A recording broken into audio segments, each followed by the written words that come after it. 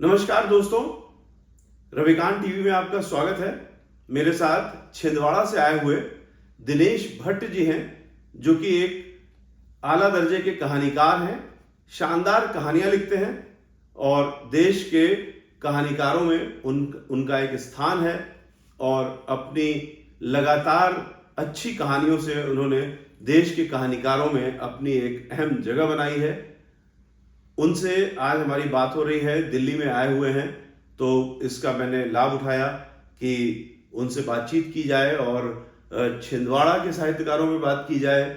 जहाँ जहाँ वो जाते हैं, साहित्यकारों को लेकर के खास तौर से देश में किस तरीके के साहित्यकारों से वो मुलाकात करते हैं, साहित्यिक माहौल जो होता है उसको लेकर के उनकी क्या धारणा है, इस पर हम बात करेंगे। उनकी कहानियों पर बात करेंगे, लेकिन उससे ज्यादा देश के साहित्यकारों और देश में जो साहित्यिक माहौल है उस पर बात करेंगे। जैसे हम लोग इलाहाबाद में बहुत ही गर्व के साथ कहा करते थे कि जब मैं एमए में पढ़ता था, आज भी कहता हूं कि मेरे समय में इलाहाबाद में साहित्यकारों की एक पूरी गैलेक्सी हुआ करती थी।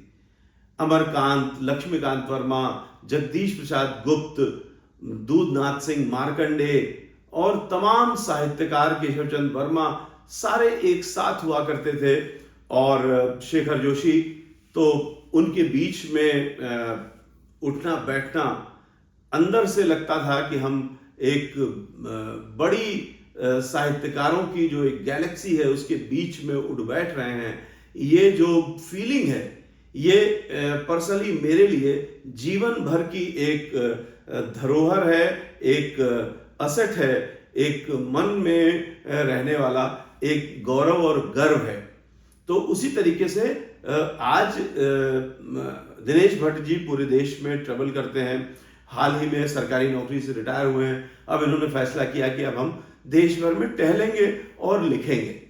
तो दिनेश भट्ट जी, बहुत बहुत स्वागत है आपका इस रविकांत टीवी में। जी सर, थैंक यू, नमस्कार। अब आपसे मैं जानना चाहूंगा कि इस समय, सीधा सवाल, इस समय जैसे पहले कहा जाता था कि इलाहाबाद जो है साहित्यिक राजधानी है, इलाहाबाद साहित्य की सबसे बड़ी कर्मभूमि है। क्या आज कोई भी शहर इस तरह से जाना जाता है? ये कहना तो मुश्किल है रविकांत भाई, लेकिन मैं समझता हूँ कि भोपाल शहर है और दिल्ली है और कुछ ऐसे शहर हैं जहाँ पर अब इस तरीके का माहौल है कि जहाँ पर साहित्यकार एक साथ बैठते हैं और बातचीत करते हैं और जहाँ पर ज़्यादा लेखन हो रहा है। बाकी ये है कि अब वो जो जैसे जबलपुर एक शहर हुआ करता था, जब ज्ञानरंजन जी थे, परछाई जी थे, तो क्या मलय जी वहाँ पर थे, तो बहुत सारे जो बड़े साहित्यकार हैं जो चले गए हैं दुनिया से, लेकिन बाद के जो लोग लिख रहे हैं उनमें कुछ ऐसे शहर हैं जिनमें यह परंपरा अभी कायम है। और मैं समझता हूँ कि दिल्ली उसमें एक शहर है जिसमें ज़्यादा साहित्यकार जो हैं और ज़्यादा अच्छे लेखक जो हैं वो हैं। भोपाल वैसा शहर है। यानी दिल्ली को आप नंबर 1 पे रखते हैं इस समय और भोपाल को नंबर 2 पे? जी जी। भोपाल वाले बहुत आपके खुंदक खा जाएंगे। नहीं, भोपाल में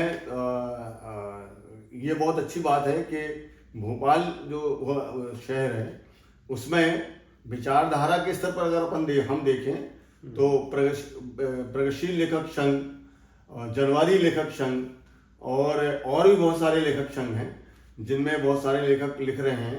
और सबसे अच्छी बात यह है कि हिंदी साहित्य सम्मेलन, उसमें बहुत सारे कार्यक्रम इस प्रकार के होते हैं कि पूरे देश के। तो हिंदी साहित्य सम्मेलन तो इलाहाबाद का है? नहीं, मध्य प्रदेश हिंदी साहित्य सम्मेलन जो, हाँ ऐसे कहिए। हाँ, मध्य प्रदेश हिंदी साहित्य सम्मेलन जो जब आप हिंदी साहित्य सम्मेलन कहेंगे तो सिर्फ इलाहाबाद नहीं, मध्य प्रदेश हिंदी साहित्य सम्मेलन की बात मैं कर रहा हूँ, जिसमें अभी पलाश सुरजन जो है वो साल में एक बड़ा कार्यक्रम उसमें करते हैं और पूरे देश भर के उसमें साहित्यकार आते हैं। और कुछ बड़े शहरों में हम लखनऊ को ले सकते हैं, उत्तर प्रदेश के आपके शहरों में, इलाहाबाद में भी काफ़ी लेखक इस समय, भले ही पुराने लेखक आप जिनकी बात कर रहे थे वो लेखक नहीं रहे, लेकिन साहित्य की धारा वहाँ पर अभी है। पटना में साहित्य की धारा अभी बहुत अच्छी है। और जो कुछ शहर ऐसे हैं, विशेष तौर पर हिंदी साहित्य की हम बात करें तो, और कोलकाता से भागर्थ पत्रिका कुछ जो पत्रिकाएं जो निकल रही हैं वो उन्होंने साहित्य के वजूद को बना के रखा हुआ है और बहुत अच्छी पत्रिकाएं निकल रही हैं। दिल्ली से तो बहुत सारी पत्रिकाएं निकलती हैं और हंस और बहुत सारी पत्रिकाएं। मैं जानबूझ करके सीधी बात कर रहा हूँ जिससे कि कुछ तथ्य निकल के आए, क्योंकि ज्यादातर लोग गोलमोल बात करते हैं तो कुछ पता नहीं लगता है। तो आप भोपाल की, जब मैंने बताया कि आप पीटे जाएंगे तो आपने भोपाल की बात कर दी, लेकिन हमने सुना इसलिए क्योंकि मैं जानता हूं कि भोपाल इस समय शानदार काम कर रहा है, भोपाल के साहित्यकार शानदार काम कर रहे हैं। लेकिन अगर आप दिल्ली को नंबर 1 पे रखते हैं तो क्यों रखते हैं? कौन से साहित्यकार इस समय यहां पर हैं जिसकी वजह से आप दिल्ली को नंबर 1 पे रखते हैं? क्या कारण है दिल्ली को नंबर 1 पे रखने का? मुझे लगता है कि दिल्ली तो राजधानी है ही, और बहुत सारे, जैसे हम जो राजधानी होने से साहित्य का कोई फर्क नहीं पड़ता। राजधानी से तात्पर्य मेरा ये है, ज्यादातर ये हो सकता है कि लोग रोजगार के लिए यहाँ ज्यादा नहीं, फिर भी जो मेरा तात्पर्य ये है कि बहुत सारे जो प्रकाशन हैं, बहुत सारी पत्रिकाएं हैं वो दिल्ली से निकल रही हैं। हंस हैं, ज्ञानोदय हैं, और भी बहुत सारी पत्रिकाएं हैं, और बहुत सारे जो बड़े राइटर हैं दिल्ली और अपना जो अपना NCR क्षेत्र है उसमें हैं, और बड़े हम जिनका नाम आपको याद हो, हाँ मैं बोलता हूँ, जरूर नाम लीजिए, क्योंकि हम आज की बात जानबूझ करके कर रहे हैं ताकि जो नए लेखक हैं उनको, जो यूनिवर्सिटीज में पढ़ रहे हैं, खासतौर से हम ये पॉडकास्ट उनके लिए कर रहे हैं कि वो जाने कि उनके समय में कौन कौन से लेखक कहाँ काम कर रहे हैं, वो चाहे छोटा शहर हो या बड़ा शहर हो। हम चाहेंगे कि आप लेखकों का नाम भी लें। बिल्कुल बिल्कुल मैं लेता हूँ। जैसे ममता कालिया, रविंद्र कालिया नहीं रहे लेकिन ममता कालिया निरंतर लिख रही हैं। कल अल्पना मिश्र जो अच्छी कहानीकार हैं वो लगातार लिख रही हैं। यहाँ पर बहुत सारे लीलाधर मंडलोई यहाँ पर हैं, विष्णु नागर हैं, हीरालाल नागर हैं, असगर बजाहत हैं,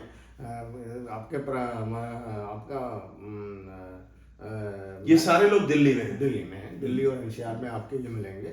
गुड़गांव में बहुत सारे हैं, विनोद शाही जी हैं, इन सबको दिल्ली का ही मानते हैं जो दिल्ली NCR। जी गीतांजलि श्री हैं, और भी बहुत सारे लेखक हैं जो अच्छे लेखक हैं, जो और उसके अलावा भी बहुत सारे लेखक हैं जो, और अच्छी पत्रिकाएं यहाँ से निकल रही हैं।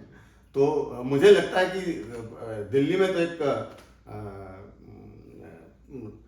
माहौल जो साहित्य का होना चाहिए वो होना है, और वो एक होता है, और जो पूरे देश को एक अपनी तरफ आकर्षित भी करता है। भोपाल और छोटी जगहों में तो है ही बड़ा, और अक्सर ये होता है कि जो छोटे कस्बों में, छोटे शहरों के जो लेखक हैं जो बहुत बड़ा लिख रहे हैं, उनको किस प्रकार से नोटिस लिया जाता है वो एक अलग बात है।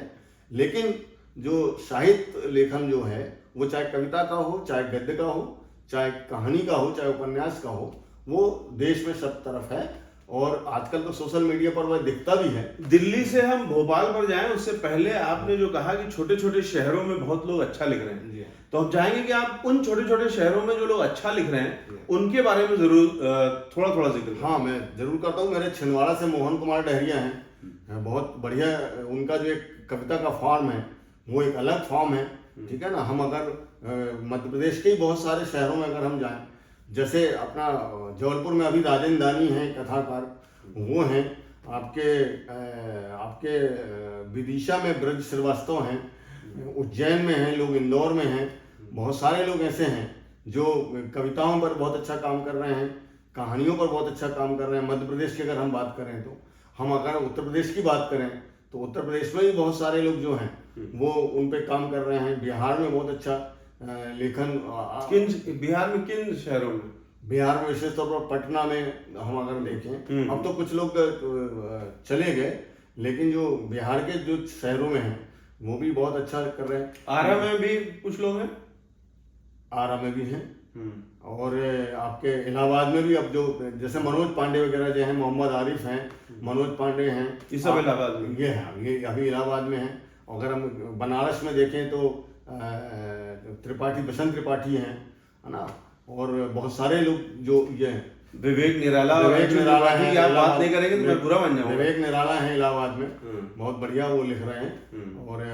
और भी बहुत सारे कवि जो हैं जो नई कविता को जिन्होंने जीवंत रखा है, और आलोचना के क्षेत्र में बहुत अच्छा राकेश बिहारी आलोचना के क्षेत्र पर हैं, पंकज मित्र हैं, है ना। इलाहाबाद में गीतकार हैं यश मालवी जी जी। गीतकारों पर लोग कम बात करते हैं, लेकिन यश मालवी ने इतना ज्यादा अच्छा लिख दिया है जी कि अब मुझे लगता है कि जब इलाहाबाद की बात हो तो यश मालवी की भी बिल्कुल, बात हो, बिल्कुल। अंशु मालवी की भी बात हो। बिल्कुल बिल्कुल सर। और यश मालवी के गीतों की तो कुछ अलग ही बात है। जी, उन्होंने बिल्कुल। इतना बढ़िया गीत उन्होंने लिखा है। वहां पर रतिनाथ योगेश्वर हैं और तमाम और साहित्यकार अभी भी हैं जो काम कर रहे हैं। भोपाल की आप बात कर रहे थे, भोपाल में इस समय कौन कौन से लेखक हैं जिनको एक आम साहित्य के विद्यार्थी को जरूर जानना चाहिए भोपाल और इर्द गिर्द? बिल्कुल, राजेश जोशी। राजेश जोशी इतने अच्छे कवि हैं, उन्हें समझना चाहिए। कुमार अंबुज वहाँ पर कुमार अंबुज की कविताओं को अगर आप पढ़ेंगे तो उनको आप जरूर पढ़ें। और कहानीकारों में अगर हम देखें तो उर्मिला शिरीष हैं, रमाकांत श्रीवास्तव हैं, आजकल सुबोध श्रीवास्तव भी वहाँ पर आ गए हैं। सुबोध श्रीवास्तव बड़े कहानीकार हैं, और उर्मिला शिरीष बहुत बढ़िया लिखती हैं, उनको आप पढ़ें। और आपके उस क्षेत्र में अगर हम जाएं, आपके उर्दू के क्षेत्र में, गजल के क्षेत्र में, तो वहाँ पर बहुत अच्छे गजलकार इस समय हैं। जैसे भोपाल में जैसे मंजर भोपाली हैं, आपके असद जैदी हैं, और भी लोग हैं जो इतनी अच्छी गजल लिख रहे हैं।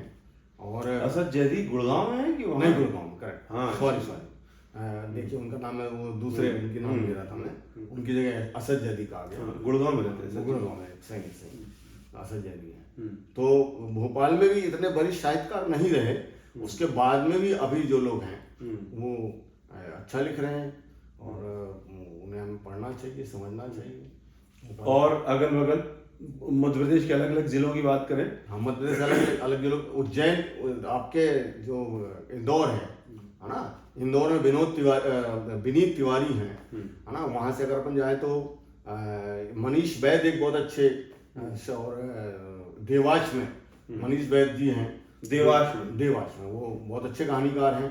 उज्जैन में नीलोत्पल हैं, बहुत अच्छे कवि हैं उज्जैन में। और आप उधर और आगे उधर जाएं मान लो तो अच्छा है कि आप कहानीकारों की खाली बात नहीं कर रहे, कवियों की भी बात कर रहे हैं। मुझे पढ़ा सभी को है, समझा सभी को है, इसलिए है ना। तो ये बहुत अच्छे कहानीकार इसमें हैं। अब बहुत सारे जो चंद्रकांत देवताले नहीं रहे, प्रभु जोशी नहीं रहे मान लो, या क्या कहते जो बड़े कवि थे, आपके भगवत रावत नहीं रहे भोपाल में, लेकिन आज राजेश जोशी हैं जिनको हम बहुत अच्छे से बड़े कवियों का तो और कहानीकारों का तो खैर भरमार है। हम लोग बात करें, हम अभी जो कवि नहीं रहे महान और बड़े कवि, उनकी चर्चा नहीं कर रहे हैं। जो इस समय लिख रहे हैं, हम आज के माहौल की बात करेंगे। तो आपको मतलब जरूरी नहीं है कि आप एकदम पॉलिटिकली राइट रहें, मन में जो है